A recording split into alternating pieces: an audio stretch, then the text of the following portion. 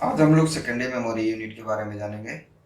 Secondary memory unit के बारे में हम कह सकते हैं कि ऐसा टाइप का मेमोरी यूनिट जिसका इस्तेमाल करके हम किसी भी डेटा को लंबे समय तक स्टोर करके रखने का काम करते हैं। हम वैसे मेमोरी यूनिट को सेकेंडरी मेमोरी यूनिट के नाम से जानते हैं। हमने पिछले क्लासेस में प्राइमरी मेमोरी यूनिट के बारे में देखा था और प्राइमरी मेमोरी यूनिट के बारे में हमने बताया था आपको कि वैसा मेमोरी यूनिट जिसका इस्तेमाल करके हम अपने कंप्यूटर को स्टार्ट करने का काम करते हैं, हम वैसे मेमोरी यूनिट को प्राइमरी मेमोरी यूनिट के नाम से जानते हैं। और इस तरीके का मेमोरी यूनिट जो होता है वो हमारे कंप्यूटर को स्टार्ट करने के लिए और ऑन रखने के लिए जिम्मेवार होता है। इस तरीके के मेमोरी यूनिट का इस्तेमाल करके हम किसी डेटा को स्टोर नहीं करने का काम करते, मतलब लंबे समय तक स्टोर करके रख लेंगे और बाद में हम उसको देखना चाहेंगे, ऐसा प्राइमरी मेमोरी यूनिट में नहीं होता है। हम अपने डेटा को अगर स्टोर करके लंबे समय तक रखना चाहते हैं तो इसके लिए हम जिस मेमोरी यूनिट का इस्तेमाल करते हैं हम उसे सेकेंडरी मेमोरी यूनिट के नाम से जानते हैं। और सेकेंडरी मेमोरी यूनिट हमेशा हमारे मदरबोर्ड के बाहर पाया जाता है। इसमें से कुछ मेमोरी यूनिट हमारे सीपीयू के अंदर लगाए जाते हैं तो कुछ सीपीयू के बाहर लगाया जाता है। कुछ एक्सेप्शनल केसेस भी हैं कि वो मदरबोर्ड में भी लगाया जाता है। एक बार हम फिर से रिपीट करना चाहेंगे, प्राइमरी मेमोरी यूनिट वैसा मेमोरी यूनिट होता है जो हमारे कंप्यूटर को स्टार्ट करने के लिए जिम्मेवार होता है। कंप्यूटर को स्टार्ट करने के लिए भी कुछ मेमोरी की आवश्यकता होती है और वो मेमोरी प्राइमरी मेमोरी यूनिट कहलाता है, जिसमें हमने रैम और रोम को पूरी तरह से एक्सप्लेन किया था। अगर आपने हमारी वो वीडियो नहीं देखी है तो आप काइंडली वो वीडियो जा करके देख लें। इसके बाद हम आज सेकेंडरी मेमोरी के बारे में डिस्कस कर रहे हैं। सेकेंडरी मेमोरी यूनिट हम वैसे मेमोरी यूनिट को कहते हैं जिस मेमोरी यूनिट का इस्तेमाल करके हम किसी डेटा को लंबे समय तक स्टोर करके रखने का काम करते हैं। किसी भी डेटा को स्टोर करके लंबे समय तक रखने का काम करते हैं।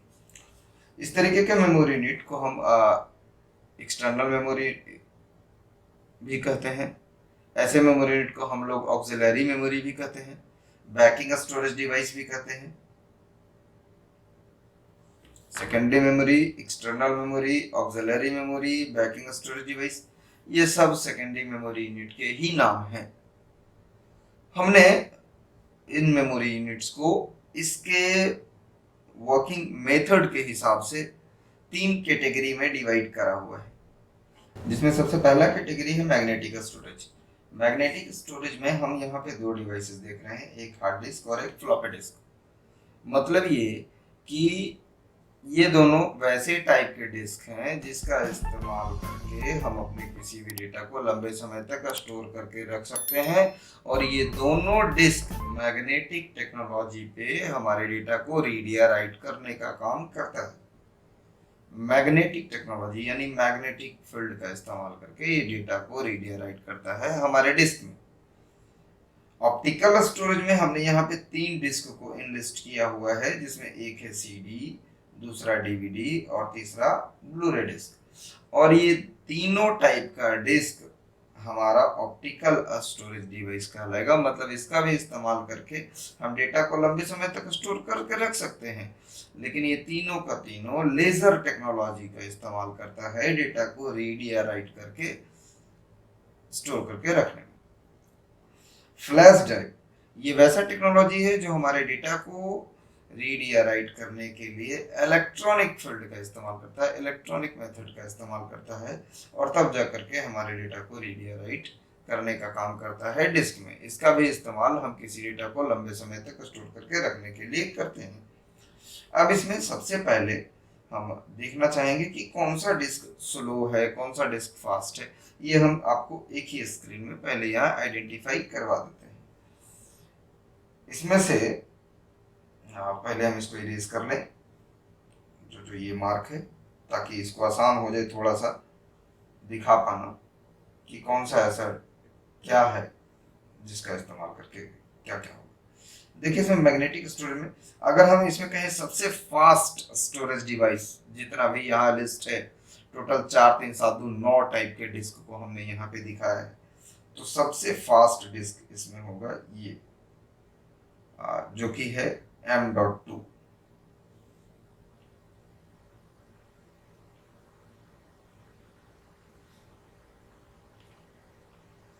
सबसे फास्ट है ये। दूसरा जिसका स्पीड सबसे अधिक होगा वो है ये तीसरा स्टोरेज डिवाइस जिसका स्पीड सबसे अधिक है ये, चौथा ये, पांचवा ये, छठा ये, सातवां ये, आठवां ये और नौवां ये। आप देख सकते हैं सारे डिस्क को हमने यहाँ पे दिखाया हुआ है। कुछ छुप रहा है हमारे फेस के थ्रू। चलिए हम इसको थोड़ा सा मूव कर लेते हैं ताकि आपको देखने में आसानी हो जाए। आप देख सकते हैं इसमें कि सबसे फास्ट डिस्क हमारा NVMe डिस्क होता है जो कि M.2 या फिर PCI दोनों स्लॉट्स में आता है ये, तो हम बाद में डिस्कस करेंगे इसके अलावा। फिर SSD है हमारा, तीसरा है हार्ड डिस्क, चौथा है हमारा किसी प्रकार का मेमोरी कार्ड या पेन ड्राइव, दोनों एक ही कैपेसिटी में आता है। फिर भी हमने इसको 4 और 5 नंबर दिए। और छठे नंबर पे हमारा जो डिस्क है आता है वो है ब्लूरे डिस्क, 7वें नंबर पे DVD, 8वें नंबर पे CD और सबसे स्लोएस्ट स्पीड हमारे जिस डिस्क का है दैट इज फ्लॉपी डिस्क। हम यहाँ इसको जो लिस्ट किए हैं हम आपको बताना चाहेंगे कि ये हम स्पीड को ध्यान में रखते हुए किए हैं। जो डिस्क सबसे फास्ट काम करता है हमने उसको 1 नंबर में दिया हुआ है, और जो डिस्क सबसे स्लो काम करता है हमने उसको 9 नंबर दिया हुआ है। हम बारी बारी से इन सारे डिस्क के बारे में आपको डिस्कस करेंगे। अगर आज की वीडियो में तो ये पूरे को पूरा डिस्क को डिफाइन कर पाना भी संभव नहीं होगा क्योंकि वीडियो काफ़ी लंबा हो जाएगा, 2-3 घंटे की वीडियो हो सकती है। इसके लिए हम क्या कर रहे हैं कि आज हम सबसे पहले हार्ड डिस्क यानी लाइन बाई लाइन हम सारे डिस्क के बारे में एक एक करके जानेंगे। तो सबसे पहले हम आइए देखते हैं कि हार्ड डिस्क क्या होता है। ये है हमारा हार्ड डिस्क। तो ये एक मैग्नेटिक स्टोरेज डिवाइस है। ये बात मैंने पहले ही आपको बता दी कि हार्ड डिस्क हमारा एक मैग्नेटिक स्टोरेज डिवाइस है जो कि पूरी तरह से बाहरी क्षेत्र में देखा जाए तो ये मेटल का बना हुआ होता है, मतलब देखने में काफी ठोस, काफी अच्छे खासे वजन का ये डिस्क होता है। और ये डिस्क हमारे कंप्यूटर का सबसे मेन स्टोरेज डिवाइस है। हमारे कंप्यूटर का सबसे मेन स्टोरेज डिवाइस जो है वो हमारा हार्ड डिस्क ही होता है।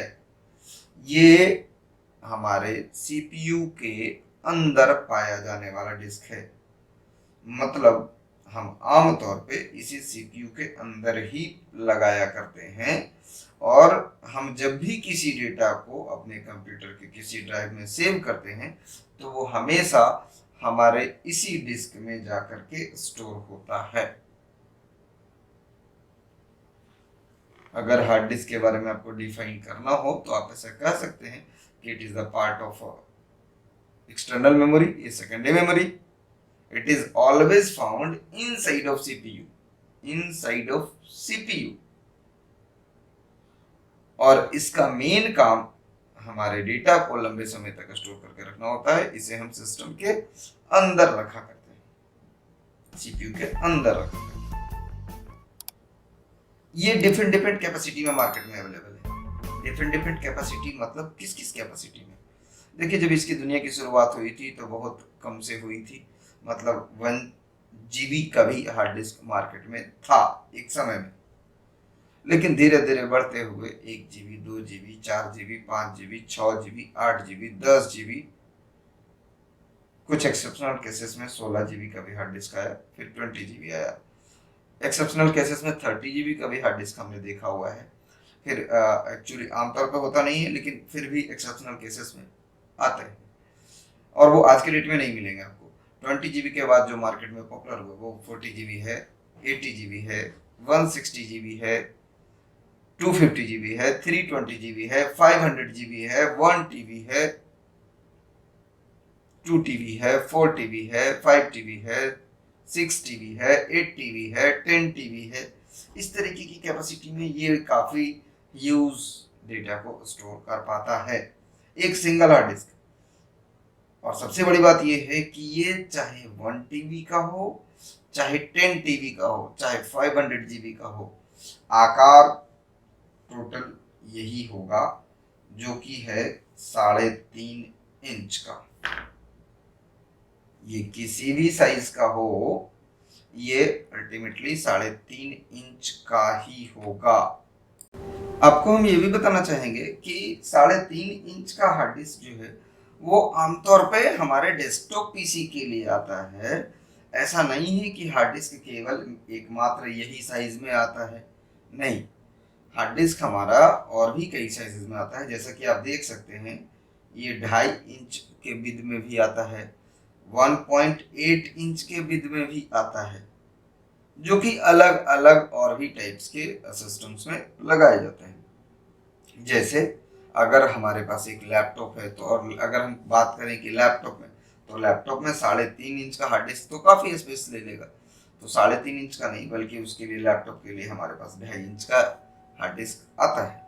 कुछ ऐसे और भी स्लिम लैपटॉप हैं, छोटे लैपटॉप्स हैं, उनके लिए 1.8 इंच का भी हार्ड डिस्क आता है। स्टोरेज कैपेसिटी आपको बराबर मिलेगी, मतलब आपको इसमें भी 1 TB मिल सकता है, इसमें भी 1 TB मिल सकता है, इसमें भी 1 TB मिल सकता है, इसमें भी 4 TB मिल सकता है, 4 TB मिल सकता है, 4 TB मिल सकता है, 2 TB, 2 TB, 2 TB, सब सब आप जैसा रिक्वायरमेंट आपका है वैसा आप मार्केट से परचेज कर सकते हैं। हम आपको पहले ही बता चुके हैं कि इस टाइप का डिस्क हमारे सीपीयू के अंदर, सीपीयू कैबिनेट के अंदर लगाया जाता है। तो समझ लीजिए कि लैपटॉप में भी ये अंदर में होता है। हम ये नहीं कहते कि सिर्फ ये अंदर में लगाने के लिए ही आता है, नहीं, मार्केट में दोनों टाइप्स के डिस्क आते हैं, जिसमें एक इंटरनल, ये हमारा इंटरनल एचडीडी कहलाएगा, इंटरनल, और एक एक्सटर्नल हार्ड डिस्क ड्राइव भी आता है, जिसे आप अपने सीपीयू के बाहर बाहर यानी पोर्टेबल वे में रख सकते हैं। आप उसका इस्तेमाल कर सकते हैं डेटा को एक जगह से दूसरी जगह लाने या ले जाने के लिए। तो एक्सटर्नल हार्ड डिस्क ड्राइव की बात हम अगर कर लें, वो भी देखने में बिल्कुल ऐसा ही होगा, सिर्फ ऊपर से कवर्ड होगा वो एक प्लास्टिक के कवर्ड में, और उसको हम इजीली यूएसबी पोर्ट से कनेक्ट कर पाएंगे। हम आपको आगे दिखाएंगे कि किस तरीके का एक्सटर्नल हार्ड डिस्क ड्राइव आता है मार्केट में। हाँ, प्राइस में थोड़े से चेंजेस होते हैं, लेकिन स्पीड पे कोई फर्क नहीं पड़ता, स्पीड सेम ऑलमोस्ट आपको मिल जाएगा। इस तरीके की डिस्क की खासियत ये है ना कि अगर हम किसी और डिस्क की बात कर लें, डिस्क, जब हम डिस्क सुनते हैं, डिस्क मतलब आता है नाम कि कैसेट, डिस्क मतलब कैसेट, और कैसेट होते हुए भी तो ये खुद ही में डिस्क है और खुद ही में ड्राइव है, खुद ही में ये डिस्क भी है और खुद ही में ये ड्राइव भी है। मतलब ये इसका जो डिस्क है ये अपने आप में चलता है। इसका अर्थ ये हुआ कि इसके लिए अलग से किसी ड्राइव की आवश्यकता नहीं होती है, इसीलिए हम इसे हार्ड डिस्क ड्राइव के नाम से भी जानते हैं। अगर हम बात करें इसके वर्किंग स्पीड की, तो इसका जो डिस्क है वो अबाउट 7200 आरपीएम, 7200 राउंड पर मिनट तक घूमने वाला भी मार्केट में डिस्क अवेलेबल है। ऐसे 5400 आरपीएम पे भी डिस्क आते हैं और 7200 आरपीएम पे भी हमारे हार्ड डिस्क ड्राइव आते हैं। तो ये था आप लोगों का हार्ड डिस्क। दूसरा डिस्क, जो कि ये भी एक मैग्नेटिक टाइप का ही डिस्क है, हम इसके ऊपर भी थोड़ा सा डिस्कस कर लेते हैं कि ये मैग्नेटिक टाइप का डिस्क कैसा होता है और क्या होता है। देखिए, ये है फ्लॉपी डिस्क, जो आज के समय में तो बिल्कुल ही ऑलमोस्ट मार्केट से खत्म हो चुका है, लेकिन आज भी हम इसे पढ़ते हैं, इससे रिलेटेड कॉम्पिटिटिव एग्जामिनेशंस में क्वेश्चंस आते हैं। देखिए, टोटल 3 साइज का फ्लॉपी आया करता है। बहुत जगह आप लोगों ने बहुत बुक्स में भी पढ़ा होगा कि ऐसे 2 टाइप्स के ही साइज आपको बताए जाते हैं, लेकिन याद रखिए, दुनिया का सबसे पहला जब फ्लॉपी डिस्क बना था तो वो इस साइज का था, जिसका आकार 8 इंच हुआ करता था, विद यानी 8 इंच हुआ करता था। हम बात कर रहे हैं दुनिया के सबसे पहले फ्लॉपी डिस्क ड्राइव की, और इसकी कैपेसिटी हुआ करती थी 2.44 MB। 2.44 MB काफी बड़ा सा डिस्क होने के बावजूद कैपेसिटी बिल्कुल कम थी। अगर आज के डेट के हिसाब से बात करें तो आप आज जो एक सेल्फी लेते हैं ना, उस फोटो का भी साइज इससे ज्यादा हो सकता है। लेकिन उस जमाने में हमारे पास ये एकमात्र विकल्प हुआ करता था। इसके बाद चूंकि ये डिस्क काफी बड़ा देखने में लगता था, इसलिए एक इसी का छोटा वर्जन बना जिसे हम लोगों ने नाम दिया मिनी फ्लॉपी। और ये मिनी फ्लॉपी 5.25 इंच का आता है, और इसका जो स्टोरेज कैपेसिटी हुआ वो 2.88 MB हुआ। ये है हमारा मिनी फ्लॉपी। और इसके बाद जो मार्केट में इससे भी छोटा एक डिस्क आया जो कि 3.5 इंच विद का हुआ करता था, इसे हम कहते हैं माइक्रो फ्लॉपी। माइक्रो फ्लॉपी, और ये 1.44 MB डेटा स्टोर कर सकता था। चलिए फ्लॉपी के बारे में जानते हैं ये एक्चुअली होता क्या है। तो आप जैसा कि देख रहे हैं एक प्लास्टिक कवर्ड डिस्क है। ये प्लास्टिक में अंदर एक पतला सा ऐसे ही डिस्क टाइप का हुआ करता था जिसमें डेटा स्टोर होने का काम करता था। ये डिस्क हमेशा मार्केट में पाया जाता है। जैसे मार्केट में सीडी मिलता है आजकल, एक जमाने में फ्लॉपी भी मार्केट में मिला करता था, बहुत ही सिंपल प्राइसेस पे।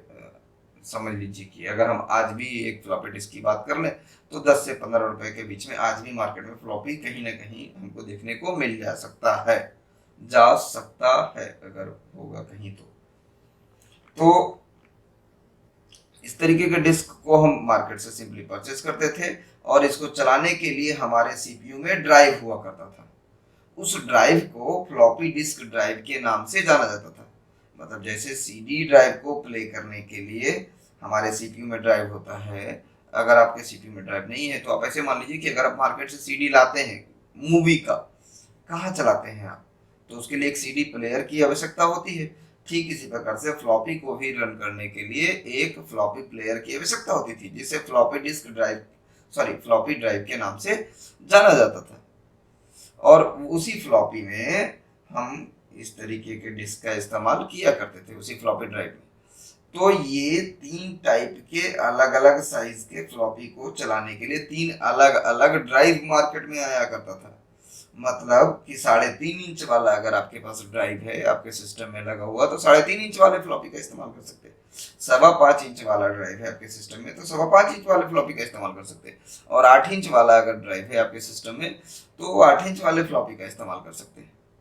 डेटा स्टोरेज कैपेसिटी बहुत कम थी, लेकिन फिर भी डेटा को एक जगह से दूसरी जगह लाने ले जाने के लिए हमारे पास ये एकमात्र विकल्प हुआ करता था, क्योंकि दैट टाइम हमारे पास सीडी की व्यवस्था नहीं हुआ करती थी। ये उस समय की बात हम कर रहे हैं। इसका स्पीड भी बहुत स्लो हुआ करता था, बहुत कम स्पीड, और डेटा सिक्योरिटी भी उतनी बेहतरीन नहीं थी जितनी आज के डेट में है। आज आप मेमोरी कार्ड का इस्तेमाल करते हैं तो उसमें डेटा लॉसेस आपको ना के बराबर होता है। आप आज अपने मोबाइल में कितना बेधड़ल्ले से जब चाहे जब मेमोरी कार्ड यूज करते हैं, और जब मन हुआ इधर से निकाले दूसरे मोबाइल में लगाए, जब मन हुआ कभी सिस्टम में कनेक्ट कर दिए। फ्लॉपी के साथ ऐसा नहीं था। इसके साथ कई सारी चीज़ों का हमें ध्यान रखना पड़ता था कि इस पर गलती से भी हमारा ये डायरेक्ट मैग्नेट के संपर्क में ना आए, डायरेक्ट वाइब्रेशंस के संपर्क में ना आए, डस्ट और पानी वगैरह से भी बचा करके रखना पड़ता था। तो इस तरीके के कई सारे बातों का ध्यान हम लोगों को रखना पड़ता था अगर हम इस डिस्क का इस्तेमाल करते थे तो। नहीं तो डेटा लॉसेस की संभावना बहुत अधिक हुआ करती थी। मतलब कि सक्सेसफुल डिस्क तो नहीं कहेंगे हम इसे, लेकिन एकमात्र विकल्प होने की वजह से ये दैट टाइम बहुत ही पॉपुलर डिस्क था, और इसका इस्तेमाल डेटा स्टोरेज करने के लिए या एक जगह से दूसरी जगह डेटा को लाने ले जाने के लिए हम लोग किया करते थे। यहाँ देख सकते हैं आप, हर फ्लॉपी में एक बटन हुआ करता था, ये इस तरीके का। इसे रीड राइट प्रोटेक्ट बटन के नाम से जाना जाता है। रीड राइट प्रोटेक्ट बटन का काम ये हुआ करता था कि अगर एक बार इसको लॉक कर दिए तो अब इसमें कोई फोटो ना, कोई फाइल ना तो डाल सकेंगे, ना उसमें जो मौजूद है उसको मिटा सकेंगे। फिर से अनलॉक कर दिए तो अब इसमें हम फाइल को डाल सकते हैं, फाइल को सेव कर सकते हैं, और फाइल को अगर मिटाना चाहें तो मिटा भी सकते हैं। इसे हम रीड राइट प्रोटेक्ट बटन के नाम से, राइट प्रोटेक्ट बटन के नाम से जाना करते थे। Right protect button. हमने आज की डेट में दोनों डिवाइसेस को देखा, जो दोनों ही सेकेंडरी स्टोरेज डिवाइसेस हैं, जो दोनों मैग्नेटिक टेक्नोलॉजी पे काम करने वाले डिस्क हैं, जिसमें एक डिस्क आज की दुनिया में अगर हम देखें तो सबसे स्लो काम करने वाला डिस्क है, जिसका नाम फ्लॉपी है।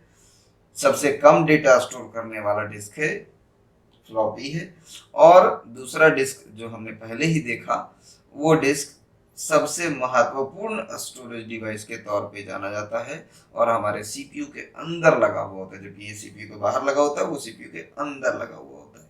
अगर हम फ्लॉपी और हार्ड डिस्क के बारे में देखें तो कई सारे डिफरेंसेस आपको देखने को मिल सकते हैं। आप हमारे लिखे गए डेफिनेशन से आप डिफरेंसेस भी छाट सकते हैं।